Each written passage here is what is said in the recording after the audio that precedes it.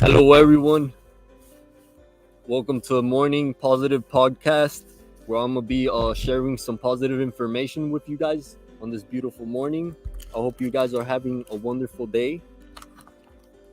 Um, so today we're gonna be reading Napoleon Hill's Keys to Positive Thinking: The 10 Steps to Health, Wealth, and Success. All right, all right. We're gonna move on to step 3. Um,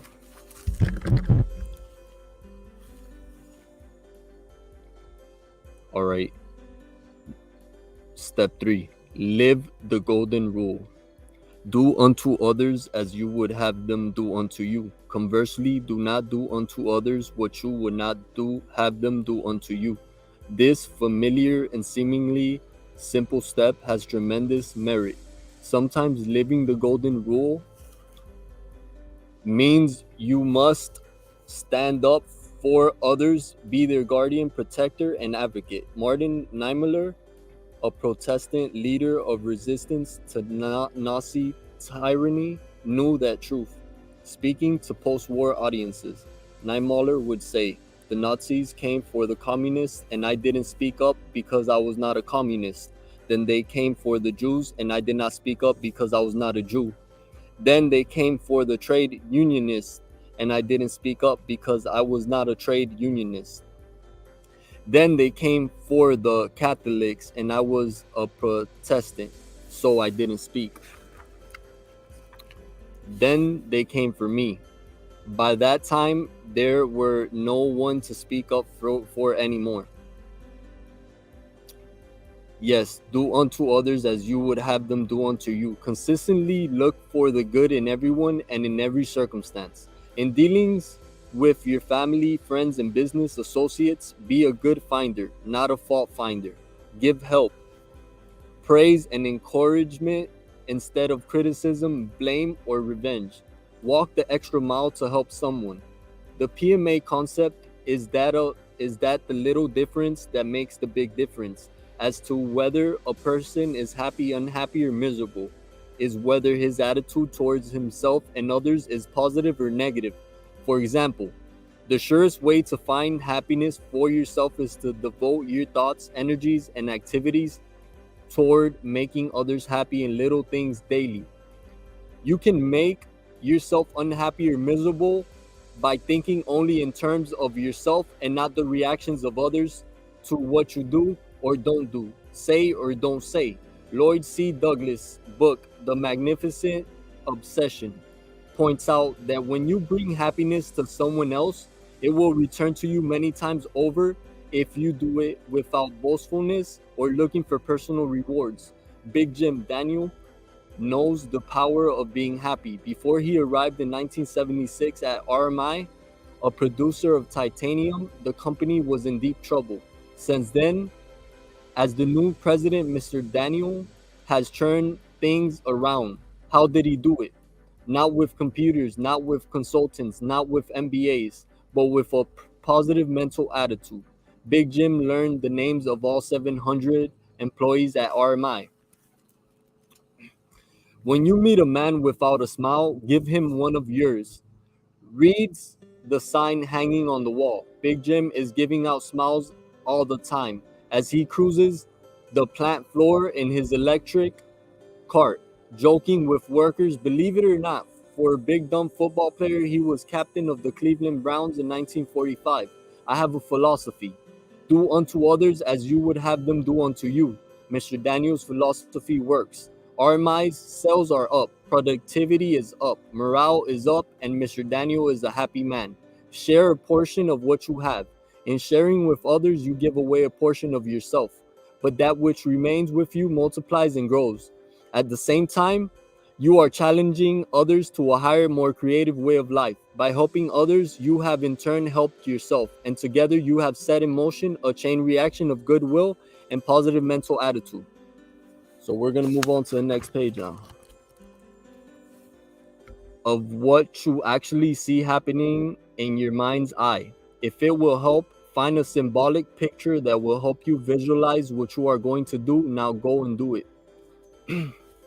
When you get a little, give a little. Time and time again, successful people have shared their success with others individuals and their communities. It wins their respect, cooperation, and personal satisfaction.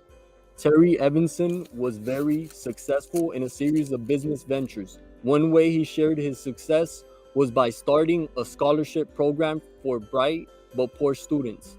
Now that these people have had the opportunity to make successes of themselves, they in turn are helping to find scholarships for other students, all in the belief that giving someone a chance to succeed is important. Bill Cosby is one of the most powerful and popular entertainers in the world. He makes it his business to meet with other aspiring entertainers and give them career advice and encouragement that he knows that they need as they struggle to build a career. All right, so move on to the next chapter. All right, so this one is called Learn by Doing. Chronicle your success. It is important to examine your accomplishments and successes, reduced to a formula and writing the details of the experiences that helped you to succeed. It is just as important to examine experiences you would not like to repeat. Combining the desirable experiences into a formula will result in methods, skills, or techniques that continuously get results when applied to your personal, spiritual, family, social, business, professional, or civic life. You can develop methods, skills, and techniques that continuously get results when applied regarding any activity, service, or product with which you are concerned. Success is achieved and maintained by those who try and keep trying with a positive mental attitude. You too will find the health, happiness, wealth, and success you seek. Be proud. Be proud of your achievements, your family, your religion, your country, and all that is good. But be modest and have a sense of humility. One can take justifiable pride in achievement that's positive, but boastfulness of that achievement can be negative. In the English language, one word can have many different meanings, both positive and negative, and pride is an excellent example. Pride is a proper sense of personal dignity, worth, honor, and self-respect. This is positive. When applied to something of which one can justly be proud, be justly proud, but in the negative sense, pride is listed first among the seven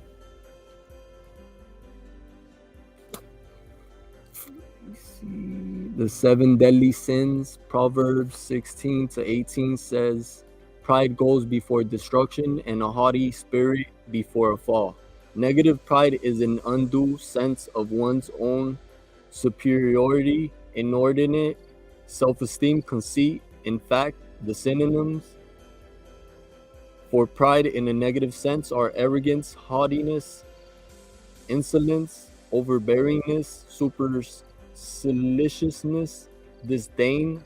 The antonyms are humility and modesty.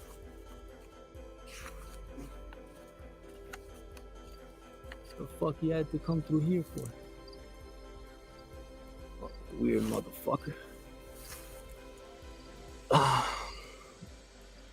You have submitted. I apologize for my language, guys, for my French. You have submitted. Alright, let's move on to random page.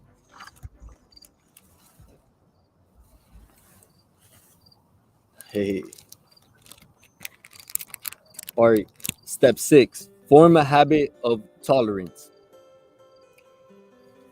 Keep an open mind toward people. Try to like and accept people just as they are instead of demanding or wishing that they be as you want them to be.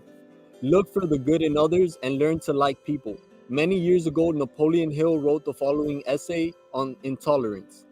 When the dawn of intelligence shall spread over the eastern horizon of human progress, and ignorance and superstition shall have left their last footprints on the sands of time, it will be recorded in the last chapter of the book of man's crimes that his most grievous grievous sin was that of intolerance.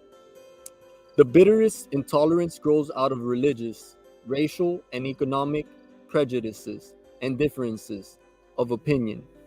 How long, O God, until we poor mortals will understand the folly of trying to destroy one another because we are of different religious beliefs and racial tendencies?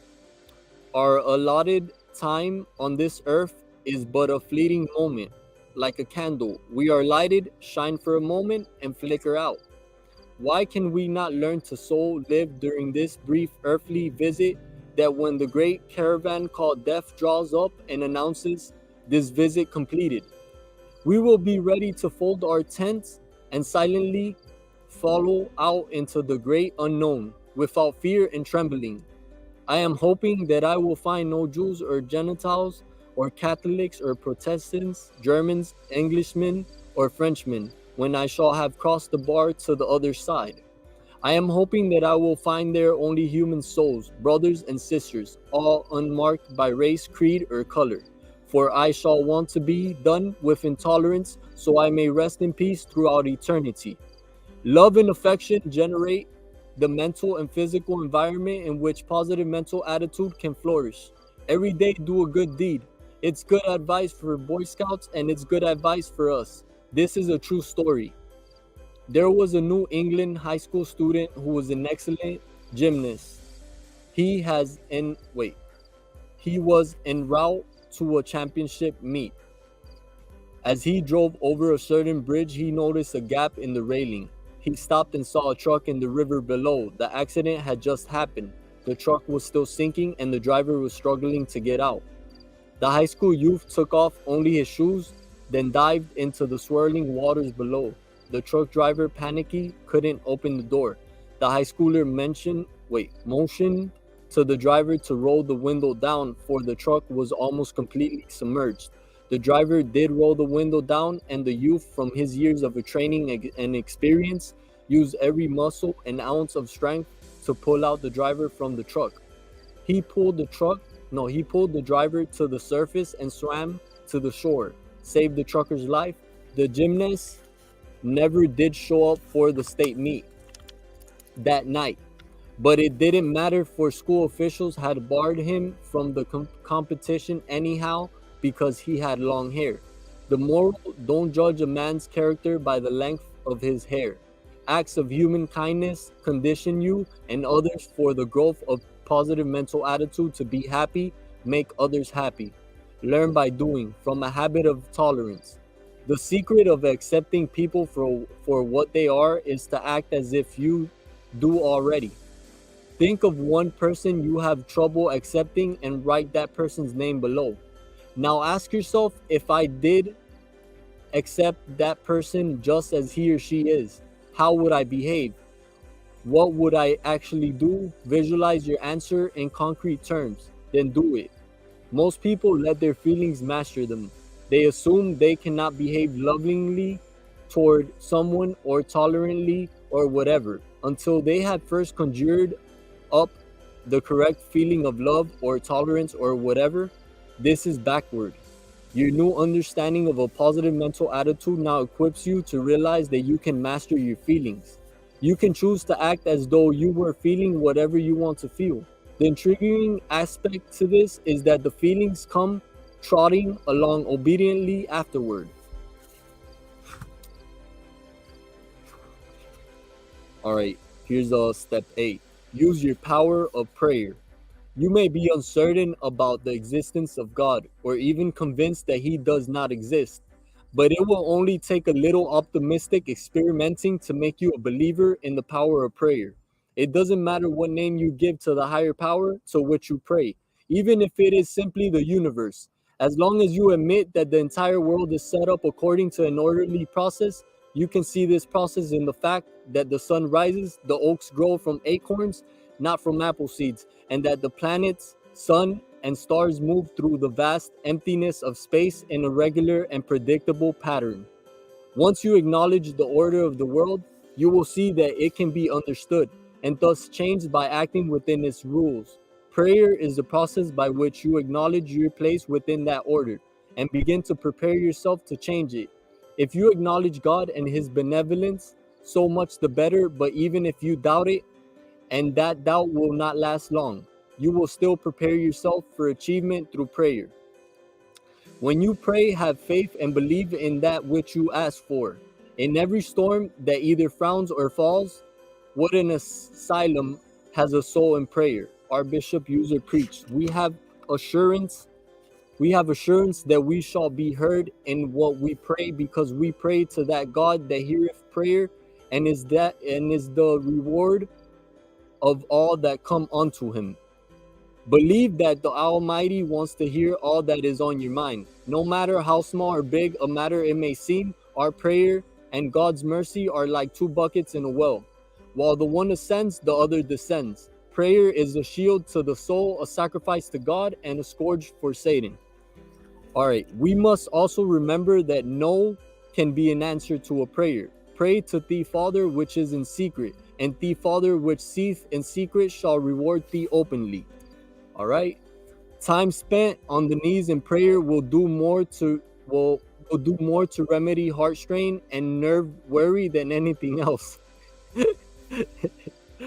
The simple heart that freely asks in love obtains. Like an echo from a ruined castle, prayer is an echo from the ruined human soul of the sweetest promise of God.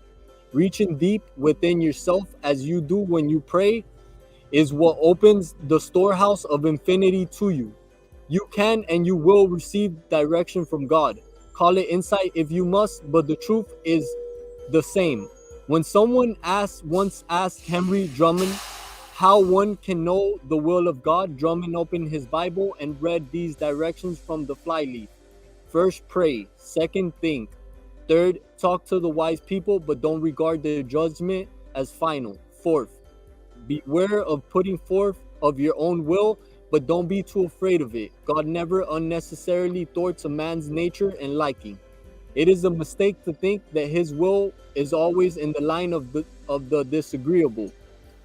Fifth, meanwhile, do the next thing, for doing God's will in small things is the best preparation for doing it in great things. Sixth, when decision and action are necessary, go ahead.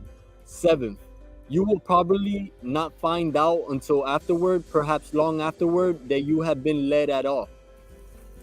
All right. The prayers that work the greatest good in you are the ones you utter, really believing that they will be answered. Learn by doing. Use your power of prayer. Episcopal priest Sham Shoemaker introduced a plan now called the Pittsburgh Experiment in the 1950s. Wait, no, that story, I think I read that already with you guys before. So we're just going to move on. All right. Study, think, and plan daily. Get yourself ready for a future lifetime of positive mental attitude excitement. What are you going to study? First, read an inspirational self-help action editorial article, book, or listen to an inspirational tape. All you need to do is take 15 minutes, or if you want, just a short chapter, but try to understand what the author is trying to say. Use a dictionary if necessary. Determine what principles can be applied to you. Memorize self-motivators that you believe will help you. Select an environment where you can concentrate without being disturbed. Have a notepad and pencil or pen handy. Also, prepare yourself for the future by having a permanent notebook in which you write down resolutions, self-motivators, and ideas that should be reviewed with regularity. If no other ideas come to you, this book will provide a rich resource for your repeated reading pleasure. There are also some suggestions in the further reading sections at the back. All right. W. Clement Stone once told me the difference between a novel and a self-help book is this. In a novel, the author writes the conclusion. In a self-help book, the reader writes the conclusion by the action he takes. Get ready to write your own success story. Find the time and make the time. Find the best time of the day for you to set aside for your studying, thinking, and planning. My studying, thinking, planning time will be right now. You got to take action, guys. So remember, take action. When you think about doing something, take action. That's the same moment, just take action. So that's what it's trying to say. So, all right. The power of positive mental attitude is enormous. It can take you anywhere you want to go. It has helped countless people rise from ordinary circumstances to positions of wealth, happiness, and success. One of the most inspiring examples of what positive mental attitude can do is W. Clement Stone, a man who has made it his business to use positive mental attitude in every way possible. His life offers a real demonstration of the impact a good, constructive attitude can have. I worked with him for nearly 50 years, and I know of no one who has put PMA to better use than Stone. By any measure, Stone's life is a success. He has lived more than 95 years, 75 of them married to the same woman, all the while accumulating wealth, enjoying happiness, and earning the respect of his peers. Right. So we're gonna, all right.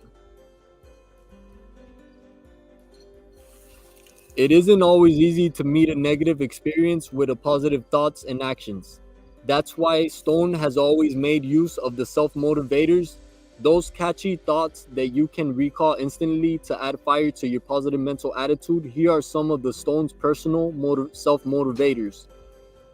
Do it now. We've got a problem, that's good. Aim high.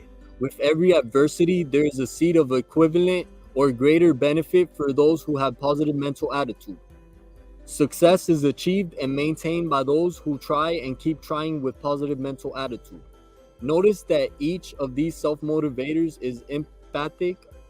They end with an exclamation point so that when Stone recalls one of them, it has a strong mental effect. This is the essence of what it means to take possession of your own mind. You choose the kind of attitude through which you evaluate everything that happens to you. As Stone says, if there is a single characteristic that separates successful people from those who are destined to a life of failure and defeat, it is a positive mental attitude. Where a negative person sees problems, a person with positive mental attitude sees opportunities. Your future is unlimited if you choose the positive way. And when you develop a winner's attitude, you will soon discover that your income and the amount of wealth you accumulate is entirely up to you. So, all right, guys, I'm going to leave that all up to you guys. Thank you so much for tuning in. I appreciate you guys. Stay tuned for the next one.